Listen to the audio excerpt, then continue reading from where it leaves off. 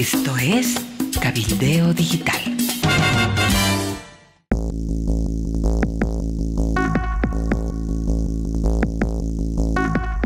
Hola amigos del planeta, hola Amalia, estamos a mitad de la semana, este miércoles 12 de junio, con mucha información para analizar. Vamos a hablar, por ejemplo, de la larga conferencia de prensa que brindó anoche el presidente del Estado, Luis Arce Catacora, sobre la crisis económica, la crisis cambiaria, la crisis alimentaria y la crisis hidrocarburífera. También nos vamos a referir a las movilizaciones que hay en el país. Han tomado pozos, han cerrado válvulas, están marchando hacia la paz y parece que el que se va a desactivar es el conflicto de los transportistas. Y también vamos a estar analizando el despilfarro que continúa en el gobierno, con compras de vehículos, algunos blindados. Bueno, Amalia les va a estar dando los detalles de todo este tema. Amalia, bienvenida. ¿Qué novedades tienes tú para el programa? Un saludo cordial, Cacho. Un abrazo cordial a todos los amigos. Bienvenidos. Noticias de último momento. Cacho, quisiera empezar con la salud de Amparo Carvajal, la presidenta de la Asamblea de Derechos Humanos, esta mujer que ha luchado al lado de todo aquel que ha necesitado su respaldo, su apoyo. Ha sido internada en una clínica del municipio, el hospital de Cotauma. Entiendo que está muy delicada. Tú hablaste con el director del hospital. ¿Qué es lo que te ha dicho? Realmente es preocupante el estado de salud de Amparo Carvajal, 85 años, Amalia, y es una luchadora incansable, realmente es eterna en su lucha por los derechos humanos. Llegó muy jovencita a Bolivia, ella es de origen español, pero es más boliviana que creo que cualquiera de nosotros, y realmente preocupa esta desafortunada situación que le ocurrió la pasada jornada, una caída. Lo que dicen los médicos del hospital Cotauma, que es donde se fue internada de emergencia, es que aparentemente es una doble fractura del fémur de la pierna izquierda, y lo que han declarado oficialmente es que se está evaluando la cirugía que se le va a practicar. No es fácil, la lesión es un poquito complicada, pero además la edad que tiene Amparo de alguna manera también complica el panorama médico, así que se está evaluando. Ha sido muy claro el director del hospital Cotauma en señalar de que está estable, que no haya preocupación más allá de la de saber cómo está su estado de salud, pero él dice está estable, tranquilos, y estamos evaluando para tomar la mejor decisión en relación a una posible operación. Esperemos que realmente resista, ¿no? Una caída de este tipo es realmente muy grave a esta edad. Susana Seleme tuvo una caída doméstica, no pudo recuperarse, muchas operaciones, un largo proceso de recuperación y al final no lo logró. Esperemos que Amparito, con su lucha, con ese coraje que ella tiene, pues logre salir de esta situación tan delicada. Le deseamos lo mejor del mundo. Amparo Carvajal es la entraña misma del sentimiento de la libertad, de los derechos humanos en el país. Es realmente un monumento de mujer. Ha estado en todas las luchas que uno pueda creer, pero no solo eso, al lado de todos aquellos que se han sentido abandonados, que han sido aplastados por el aparato judicial y por la injusticia, pues ahí ha estado Amparo Carvajal al lado de todos ellos, de tal modo que Amparo es una de las personas más queridas y también más odiadas por el gobierno. Se cumple un año, Cacho, desde que le arrebataron la sede de la Asamblea de Derechos Humanos, una sede que la consiguió ella, que fue una donación de una familia paceña y que fue transferida a la Asamblea de Derechos Humanos en el gobierno de Tuto Quiroga. El gobierno hace un año armó un equipo fraudulento de supuestos dirigentes de la Asamblea de Derechos Humanos que ocuparon esas instalaciones. Recordarán que Amparo luchó, qué barbaridad, con esa escalera, se subió a la terraza y ahí estuvo noches muy frías, en condiciones terribles.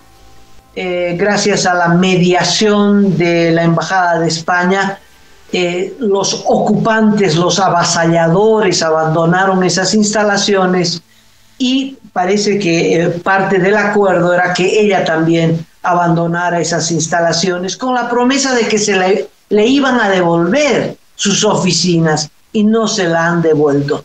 Todavía esa casa, esa inmensa casa de la lucha de los derechos humanos, que está sobre la avenida 6 de agosto en La Paz, tiene resguardo policial para que nadie entre y nadie salga. Bueno, ya no queda nadie adentro, pero para que no entre Amparo Carvajal, ¿no? Ahí hay un gasto, un presupuesto del Ministerio de Gobierno custodiando la puerta para que Amparo Carvajal no recupere sus oficinas. Es sumamente triste lo ocurrido. En materia de derechos humanos, el gobierno de Arce Catacora ha sido uno de los más viles, uno de los más avasalladores, y Amparo Carvajal representa eso, ¿no? Representa de lo que es capaz el gobierno. Y yo creo que si no intervenía la Embajada de España, la hubieran dejado morir. De eso estoy convencida. Bueno, mi saludo, mi corazón, toda mi fuerza para que Amparo Carvajal se recupere. Se siente mucho sentimiento en tus palabras, Amalia, porque la defensa de los derechos humanos en Bolivia tiene nombre y apellido, y es Amparo Carvajal. Así y tú, es. sobre todo, que incluso tu programa, Cabildeo Digital, este programa tan abierto también con la gente, ha estado refugiado en su momento también en la Asamblea de Derechos Humanos. Así que todo nuestro cariño, todo nuestro respeto a la mujer que le ha dado nombre y apellido a los derechos humanos en Bolivia, y es Amparo Carvajal. Bueno, sigamos, Amalia. Anoche, cambiando ya de tema, el presidente hizo una larga conferencia de prensa en la Casa Grande del Pueblo, 1 hora y media duró la conferencia, en la que explicó los rasgos y las causas, según él, de todas estas crisis que está atravesando el país. En el caso de la crisis... Aleluya, por fin reconoce que hay crisis, aunque le echará la culpa a otro, pero finalmente hay crisis, Cacho. Así es, así es. Bueno, en la crisis alimentaria, quizás para esquematizarlo un poquito, dijo que los causantes son la crisis climática, por un lado, y el hecho de que esta crisis climática alteró el calendario agrícola de nuestro país. Las lluvias se retrasaron, la siembra se retrasó, y entonces están sembrando en algunos casos tomates, cebollas, ya con las heladas encima. Entonces eso va a generar una baja en la producción de alimentos, pero además que se dieron cuenta de que esto está ocurriendo en los países de la región y por tanto mucha de la poca producción en realidad que está teniendo nuestro país está yendo de contrabando al Perú, Argentina y Brasil.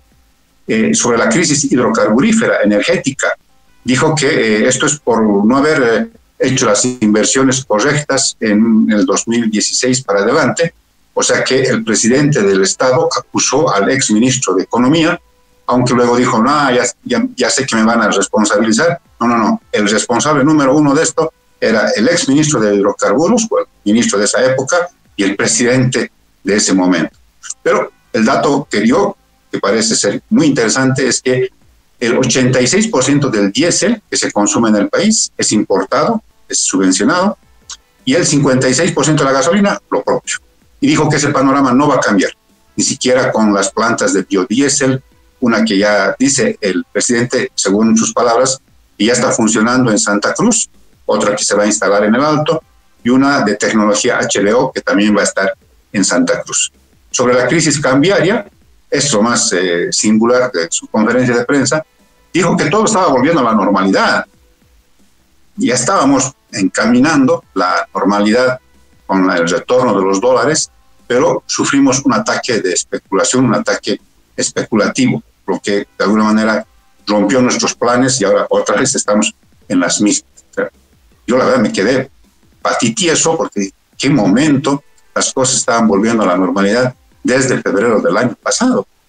Bueno, así explicó, acompañado por cuadros, por láminas, maneja bien el tema de los datos, así que se explayó con todo esto. Finalmente, dijo dos cosas, que convoca a los transportistas. Él dijo el sábado, pero luego el ministro de Obras Públicas aclaró que es el sábado y domingo, sábado a las cooperativas de transporte y domingo al transporte pesado, y dijo que saca a los militares para hacer los controles en fronteras y en surtidores, con dos propósitos: evitar que los combustibles sean desviados a otros países para ser vendidos en precios más altos, porque detectaron, según el presidente, que y se han decomisado más de 1 millón de litros en estos años de combustible que estaba siendo desviado a otros países limítrofes. Y también para que no haya contrabando de los alimentos, que los tomates, las cebollas, las arvejas bolivianas no se vayan a otros países que nos circundan. Así que fue toda una explicación larga con estos dos anuncios. Diálogo con los transportistas, se olvidó de los gremiales, no mencionó una sola vez la palabra gremiales, y militarización en el control de los combustibles y de los alimentos. Una persona que ha sido 10 años ministro de Finanzas, el hombre fuerte, el cajero del gobierno de Evo Morales, 2 años y medio, casi 3 años presidente, y no asume ninguna culpa, es para no escucharlo, Cacho. Es un reconocimiento de la crisis, pero buscando un responsable, ¿no? Los comentaristas, la especulación, en fin, cualquiera es responsable. El pueblo boliviano es responsable. Él no, él es inocente. Él es el principal responsable de esta crisis, porque era el que elaboraba los presupuestos de cada año, ese presupuesto en el que no figuraba ninguna inversión para la exploración de gas y petróleo en el país. Fue el ministro del derroche, de eso hablaremos luego, y 2 años y medio de negación de una crisis que se avecinaba, o la tsunami a consecuencia de la subvención de los carburantes, los negociados en el carburante, el comprar la gasolina más cara del mundo, el diésel más caro del mundo, cuando podían comprar crudo. Ese viraje recién lo están dando ahora. El invertir 350 millones de dólares en plantas de biodiesel, que él mismo reconoce que no resolverá nada, porque entre otras cosas, por la crisis en la producción de soya, no tendrán ni materia prima. Es decir, Cacho, acá la lavada de manos no le sirve. Yo creo que un grueso porcentaje de la población lo mirará como el principal responsable de las penurias que está atravesando el pueblo de Bolivia. Y la gran pregunta, Amalia, es: terminará con estas crisis que las describió el presidente anoche, militarizando las fronteras, militarizando las estaciones de servicio? Criterio personal, creo que no. Creo que no, y además creo que ya está jugando las últimas cartas. Ya no hay, o sea, ¿qué más luego después de sacar a los militares? ¿Qué más va a hacer? Tendría que, por ejemplo, anunciar la solicitud de un crédito multimillonario a organismos de financiamiento internacional, pero no lo va a hacer. La consigna bastante clara en el órgano ejecutivo es nada con el Fondo Internacional, nada con el Banco Mundial, que además ayer emitió un informe diciendo que vamos a crecer 1,4% este año y 1,5% en 2025 y 2026. Así que no se ve, la verdad, luz al final del túnel, y creo que está agotando sus cartas, sacando a los militares. Después de esto ya no sé qué más podrá hacer para tratar de atenuar, amorigerar esta crítica situación económica que ya la sienten todos los bolivianos, Amalia. ¿Dónde se pueden encontrar dólares? A través de los créditos. Cacho, colocar más bonos lo veo difícil. Bolivia hoy ya no inspira ningún grado de confianza, porque si tú le prestas plata, al que le prestas tiene que tener un grado de credibilidad de que te va a devolver la plata. Por eso yo creo que lo de los bonos internacionales, estos bonos soberanos, han llegado al tope. Pueden seguir emitiendo, pero la posibilidad de que compren masivamente estos bonos es menor, mucho menor que antes. De tal modo que quedan organismos internacionales, el Fondo Monetario Internacional difícilmente le va a soltar $1 porque el Fondo Monetario quiere asegurarse de que le van a devolver la plata. Entonces le exige al gobierno que se ajuste los cinturones, que reduzca sus gastos, en fin, eso significa un ajuste que el gobierno no va a querer aplicar. Banco Mundial es lo mismo, el BID es más tolerante, es posible que suelte algo de plata, pero nunca es de libre disponibilidad. El BID te puede dar plata tal vez para una carretera, tal vez para un sistema de alcantarillado, etc. A nivel de créditos de gobiernos, Estados Unidos, olvídate, Rusia ya viste, Rusia es un respaldo político, pero no va a aflojar un rublo. Los chinos tal vez, pero los chinos cobran y los chinos cobran los más altos intereses que te puedas imaginar. Prestarse de los chinos es lo peor, pero esa podría ser su salvación, que se presten algunos miles de millones para poder solventar la crisis. Bueno, los chinos posiblemente, pero eso es casi regalarle el país, casi venderle a precio de gallina muerta. Bolivia ya habrá que poner en letras chinas, ¿no? Porque a eso conduce la política entreguista de Arce Catacora. Y de tal modo que no tiene mucha salida. A nivel interno, podría hacer dos cosas rápidamente, Cacho. Liberar las exportaciones. Exporten lo que sea, tomates, pimentones, zanahorias. La cuestión es que a cambio de esa exportación entren dólares. Darle manija a la agroindustria cruceña, a la exportación de carne, la exportación de soya, de azúcar, de aceite, en fin. Eso no quiere el gobierno. El gobierno quiere tener el control de esas exportaciones, emitir certificados, discutirlo, no sé si cada vez que discute cobra algo, en fin, pero hasta el momento, aunque dijo que sí, hasta el momento es que no. Y la otra gran política, Cacho, sería controlar la exportación de oro, la producción y la exportación de oro, y eso es pelearse con el sector que lo sostiene, que son los cooperativistas mineros, estos depredadores, son depredadores del alma, de la Amazonía, de todo, son los millonarios del régimen, y el gobierno está perdiendo entre 2.000 y 3.000 millones de dólares al año porque no los toca. Entonces aquí hay determinaciones que son políticas, que son económicas, y que el gobierno no las va a tocar, de tal modo que a partir de ahora, este gobierno tiene solo una vocación, la de pordiosero, ir a rogar acá, estirar la mano a los chinos, estirar la mano acá, en fin. Y a cambio, yo creo que sabe que va a haber una protesta popular y el gobierno se está preparando, Cacho, para una represión, para reprimir todo intento de protesta. Está negociando con los choferes, no sé si llega a un acuerdo, pero si no llega a un acuerdo que es la rendición, porque ¿qué más puede negociar? La rendición no del gobierno, sino de los que van a protestar, que son los transportistas. Si no se rinden y acatan, les van a dar palo. Y para esto, Cacho, el gobierno está gastando lo que no tiene, equipando a la policía, una policía que va a ser represora. Este es el esquema de Venezuela. Venezuela tuvo una crisis espantosa, no había gasolina, ¿tú te acuerdas? No había nada de nada, pero lo que había en abundancia era represión. Llenó las cárceles de opositores, de maestros, de todo aquel que protestara, lo metió a la cárcel, siguen en la cárcel.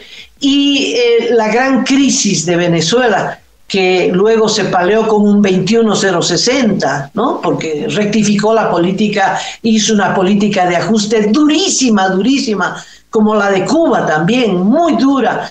mucho más dura que la de Milei, mucho más dura que la de Milei, y reencauzó en algo la crisis económica, pero entre tanto dio palo que dio miedo. Yo creo que esa es la receta.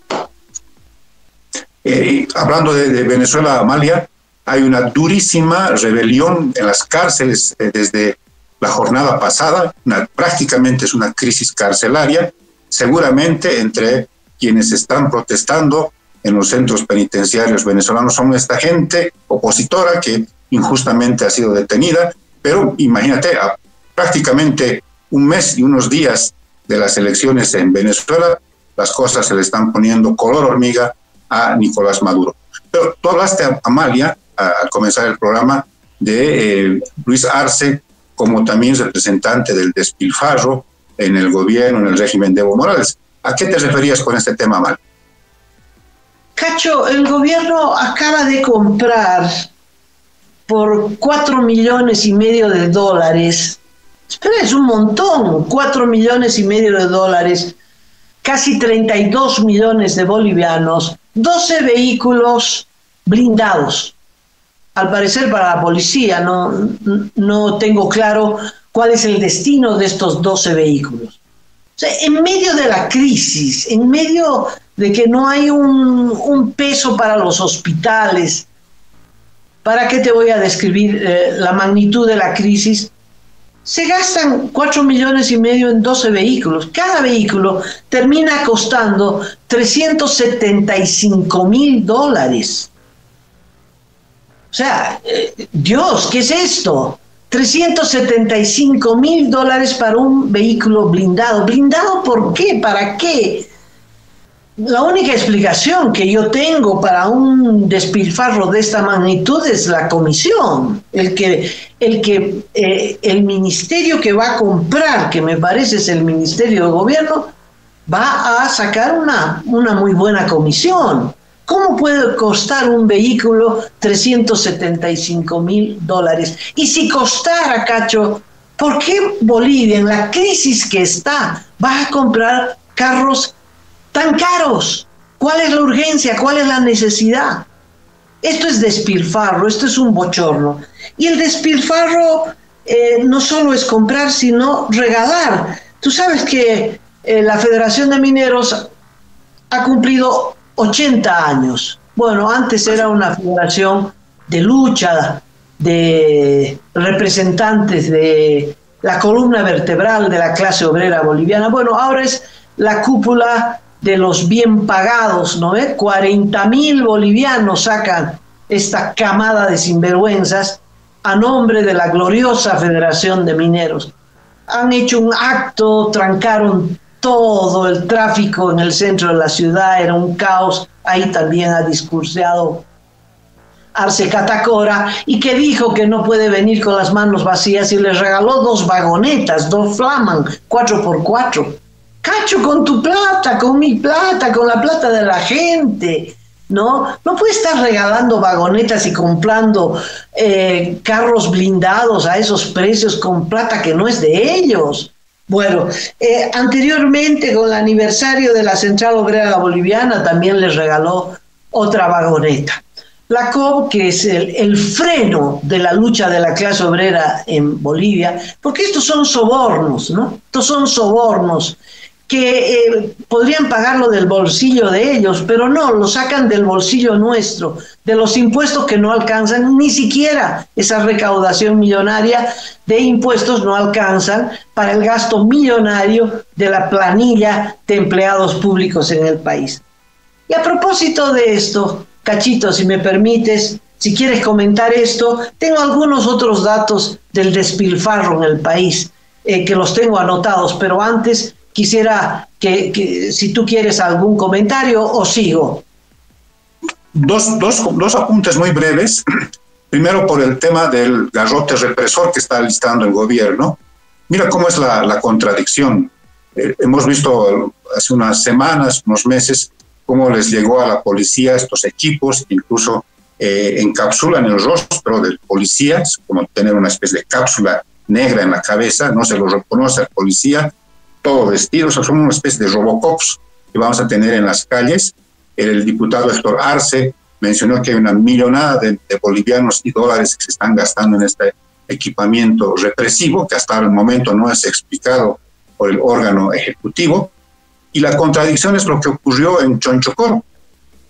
Tanto equipo que han traído para, digamos, reforzar a los policías, y resulta que en Chonchocoro no tenían ni siquiera un laque, ¿no? Se han dejado pegar, les han dado una paliza a los guardias de seguridad en Chonchocoro, y no había un solo material de todo esto que se mostró a los medios de comunicación en semanas, en meses pasados.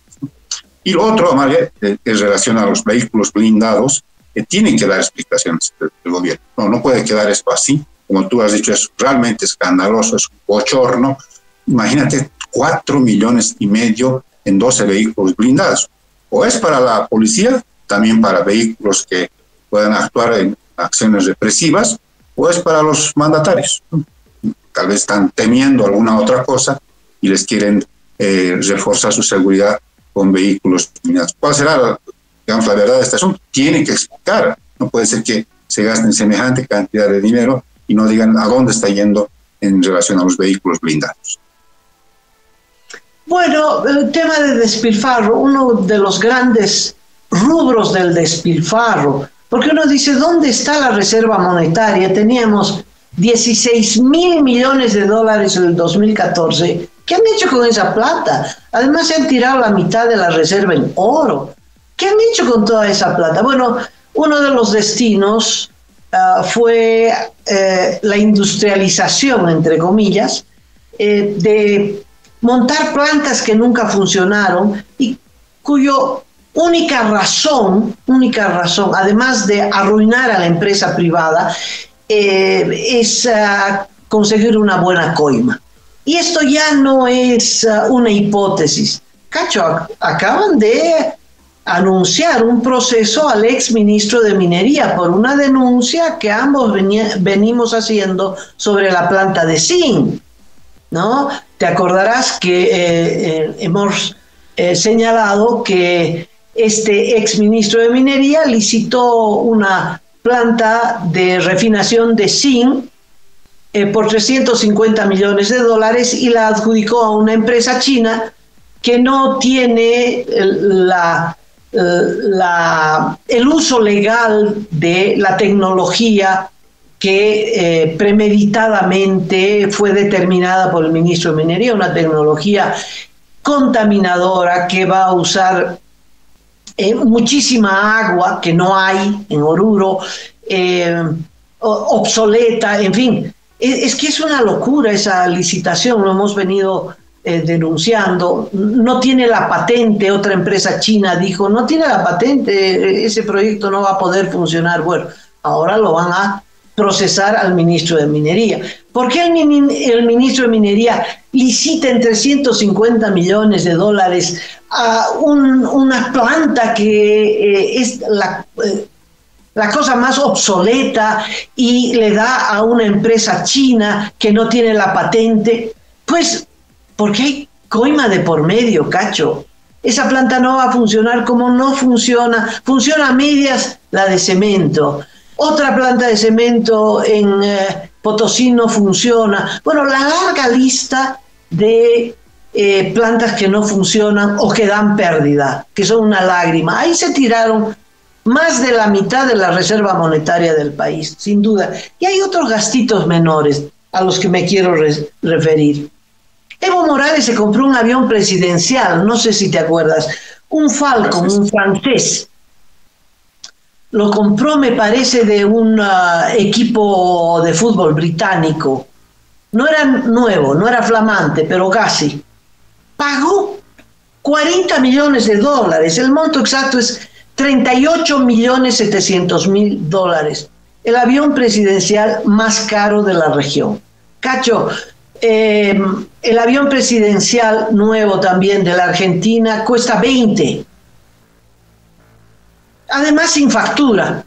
¿no? Porque fue una empresa acá en Bolivia que hizo la transacción, que le enchufó el Falcon a Evo Morales, feliz, dichoso con su avión presidencial, hacía pasear chicas, no sé si te acuerdas, unas imágenes de unas muchachitas ahí viajando. Una de esas muchachitas terminó de viceministra de Deportes. Bueno, es otra historia. En todo caso, 40 millones de dólares. Vamos, se hizo hacer un palacio presidencial, la Casa Grande del Pueblo, 34 millones de dólares. Sí, el Palacio Quemado, un palacio muy lindo y podía funcionar. Ah, no, el emperador necesitaba un palacio nuevo, no sé cuántos pisos tiene como 34, era $1 millón por piso, 34 millones de dólares. El Congreso no se quiso quedar atrás. El año 21 inauguró 20 pisos en el Congreso, 73 millones de dólares. El ministro de Finanzas, ¿te acuerdas? Había un ministro de Finanzas que se hizo hacer un edificio de 19 pisos, 14 millones de dólares, gastó $1,5 millones de dólares en los muebles y quería alfombra persa, no sé si te acuerdas. Ahí paramos las alfombras persas, pero por Dios, estos socialistas ¿sí? saben vivir, ¿no? Ah, esos sí son socialistas, ¿no?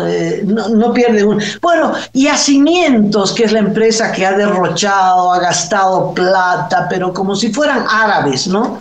Se ha hecho hacer un edificio nuevo, no sé cuánto ha costado, y así han regalado... Mira, vagonetas, sobornos a las organizaciones sociales, se tiraron $100 millones del Estado sobornando a la cúpula sindical, vagonetas, canchas de fútbol, publicidad, bueno, y no tenemos ahora para invertir en el gas, y hasta aquí llegamos, al borde del precipicio económico. El primer apunte a raíz de esta lista de despilfarro que haces, Amalia, es agradecer a los colegas periodistas, a los otros medios de comunicación que se engancharon con este tema que denunciamos acá en último momento sobre el anunciado fracaso de la planta de zinc en Oruro.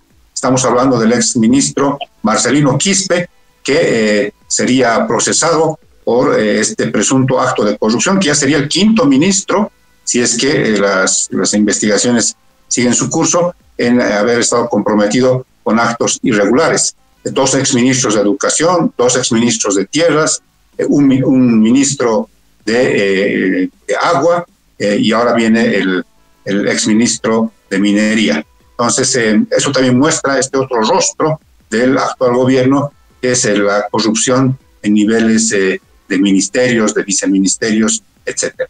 Y el otro apunte, Amalia, es el tema de todos estos edificios que has mostrado, que has señalado, están básicamente en la ciudad de La Paz, en la sede de gobierno.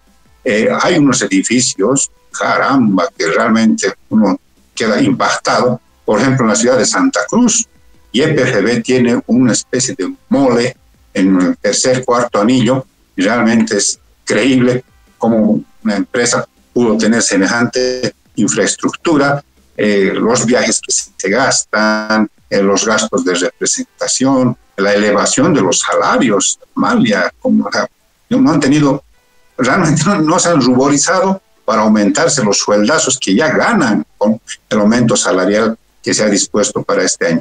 El presidente, ¿sabes qué dijo anoche? Que esa es pues la manera de dinamizar la demanda interna.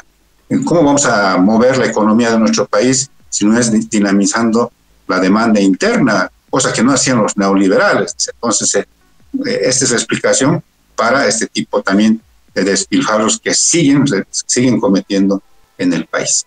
Pero, Amalia, déjame cambiarte el tema. Adelante. No, solo quería agregar algunos otros rubros, ¿no? Vergonzosos. Aeropuertos. Hicieron aeropuertos donde jamás llega una avioneta. En Ixmiamas, el aeropuerto de Chimoré, estos videos que son de Ripley, ¿no? Que entras al aeropuerto de Chimoré y no hay nadie, ¿no? No hay un alma. ¿no? Toda la inversión se va a caer y así un montón de aeropuertos que no funcionan, que se gastó al cohete por pura demagogia. En fin, son todos estos gastos que supuestamente tendrían que mover la demanda interna, pero si ese hubiera sido el motor de la economía y del nuevo modelo, ¿por qué estamos en la crisis que estamos? Se le cae la estantería al genio que tenemos como presidente del Estado plurinacional. No quería acotar eso, lo de los aeropuertos, que es algo terriblemente, ha sido caro y que pues ha sido parte de este despilfarro de la Reserva Monetaria del país. Muy bien, Amalia. Yo quería cambiar de tema para abocarnos al tema de las movilizaciones. Varios sectores están en este momento en apronte. Los gremialistas han iniciado su segunda jornada de marcha este miércoles. En su primer día de caminata han tenido 5 bajas, gente sobre todo del oriente del país que empezó la marcha, sufrió los rigores de la altura, así que fueron evacuados, y en esta jornada se están plegando otras delegaciones de otras partes del país para engrosar la columna de los marchistas que se dirige hacia la ciudad de La Paz. Tienen planeado llegar al Alto el domingo e ingresar el lunes en marcha hacia la ciudad de La Paz, aunque todavía está la posibilidad de que puedan ser convocados a dialogar. Ojalá el presidente se acuerde de los gremialistas y también establezca un nivel de diálogo con este sector que está movilizado. Y en Yapacaní, Amalia, estamos en el 6º día de bloqueo, esto que el ministro de Gobierno llamó como una simple vigilia, de unos 40, 50 pobladores, no, son centenares, y han cerrado las válvulas del pozo Yarará X2. Todavía está funcionando el flujo del pozo de Yarará X1, pero han amenazado con cerrarlo hoy día, y esto deja inutilizada la planta de Sirari, que es una planta que se alimenta justamente de Yarará 1 y de Yarará 2. Entonces están complicando las cosas porque lo poco que produce el país en términos de hidrocarburos va a quedar en nada si es que se concreta este cierre de válvulas de este otro pozo y por tanto la inutilización de esta planta. Cacho, explícame, este bloqueo en Yapacaní, que eran de 50 personas inicialmente, tenía por objetivo impedir que los evistas viajen a Villa Tunari, pero bueno, ese objetivo ya fue superado por la realidad y se ha convertido en un bloqueo verdaderamente, que es muy grave porque Yapacaní es el cuello de botella en la conexión entre Santa Cruz y Cochabamba. Por ahí pasa pues toda la mercadería que circula por el país, exportación e importación. Entonces, es muy grave, es prácticamente la paralización del país. Ahora, ¿cuál es el motivo para que hayan llegado hasta la toma de pozos petroleros? Es tremendamente extraño. El periodo es un tramo carretero que no es muy extenso, es un tramo carretero en el norte integrado, que necesita la aprobación de un crédito internacional que está en la Cámara de Diputados. Entonces, los bloqueadores han dirigido su protesta hacia la Cámara de Diputados. Su presidente, el señor Israel Guaitari, dice que esta semana van a convocar una sesión y eventualmente se aprobará, pero que luego tiene que pasar al Senado, el Senado aprobar y luego sancionar y luego promulgar, ¿no? O sea, todavía hay varios días de trámite legislativo. El presidente, anoche en la conferencia de prensa, tomó una actitud pilatona. Dijo, nosotros hemos atendido rápidamente este tema, pero está ya al frente, es el lío. O sea que aquí no nos vengan a exigir cosas, porque quienes están bloqueando son, ya sabemos quiénes, evistas y opositores, y entonces allá tienen que dirigir su protesta. Las cosas están muy complicadas en el terreno mismo. Los choferes que han quedado varados, se calcula que son 2.800 vehículos de uno y del otro lado, han empezado a cobrar a la gente que hace el transbordo, porque claro, los mototaxistas, pequeños vehículos, hacen negocio, ¿no? Entonces llevan a la gente hasta el punto de bloqueo tienen que caminar, hacen el transbordo, o ahí también toman otra moto y les llevan hasta un bus donde se los pueda llevar hacia el occidente del país. Bueno, como se han visto perjudicados los transportistas, entonces han empezado a cobrar a los que hacen este servicio, y entonces ahí no hay ley, o sea, no hay policía para empezar, nadie se ha acercado a tratar de siquiera dialogar con los bloqueadores para que levanten su medida, y entonces el país está perdiendo muchísima cantidad de dinero porque es la vía troncal. Viajar por la antigua carretera te demanda 12 horas, entonces las cosas están complicándose más y el gobierno tranquilamente se lava las manos. Cacho, es el colmo del cinismo, porque si algo impide el funcionamiento normal del legislativo, ese algo es alguien que se llama Luis Arce Catacora. Es el que sabotea, es el que ha cerrado a través de sus prorrogados, de sus magistrados prorrogados, el funcionamiento normal, habitual, el debate cotidiano, la aprobación cotidiana de leyes en el Parlamento. Por Dios, han tenido que hacer una asamblea, una reunión de Congreso prácticamente a oscuras, en la clandestinidad, y han aprobado algunos de los créditos. Ahora, Arce Catacora dice: yo no voy a promulgar. Bueno, no va a promulgar la sanción a sus prorrogados, pero tampoco va a promulgar la ley de indulto ni la aprobación de 2 o 3 créditos que se aprobaron en esa sesión. Si Arce Catacora levanta el bloqueo al legislativo a través de sus prorrogados, el legislativo va a funcionar normalmente. ¿Por qué no van a aprobar los créditos? Claro que van a aprobar los créditos, más si son específicos para el tramo carretero tal por cual, etcétera, etcétera. No hay por qué oponerse, pero claro, es que el gobierno quiere que aprueben solo créditos y quiere salvar a sus prorrogados, y ahí está el problema. El que está cerrando el Parlamento es Arce Catacora. Ese es el causante de la crisis política. El causante tiene nombre y apellido: Luis Arce Catacora.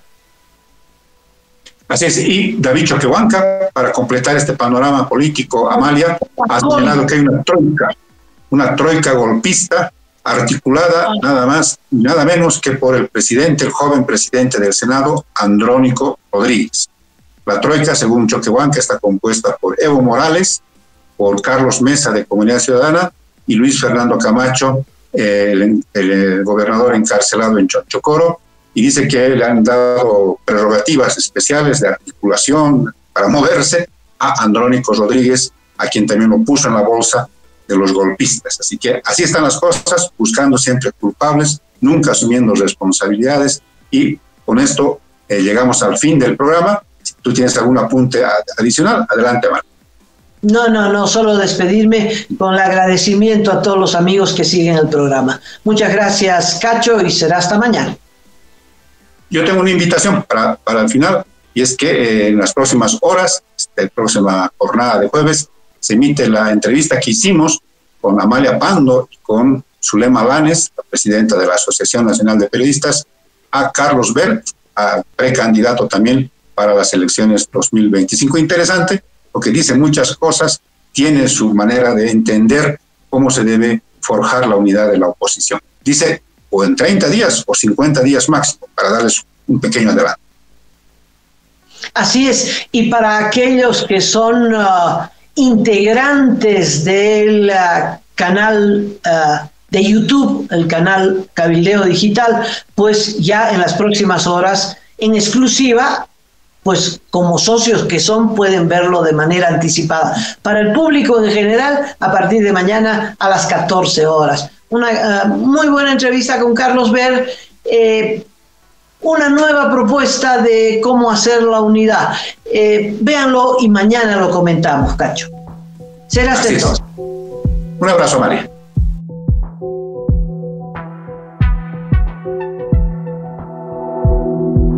Aporta a Cabildeo Digital y apoya al periodismo independiente.